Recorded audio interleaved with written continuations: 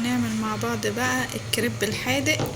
بيضتين، 2 كوب دقيق، 2 كوب لبن، 2 كوباية مية، معلقتين كبيرة زيت او زبدة، ورشة ملح. هنا بقى هنحط البيضتين عليهم اللبن وهنقلبهم، وبعدين نروح عند الخلاط او الهاند بلندر ونضرب كل الحاجات دي مع بعض.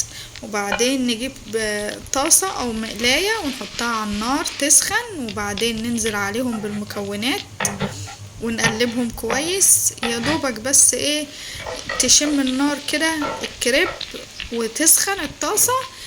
ابتدي بقى اقلبها على الوش التاني عشان احنا عايزينها زي كريب الشارع كده اهو. بعدين هنقلب كده ونقلبها الناحية التانية كده. بقى الكريب بتاعنا جاهز وزي الفل.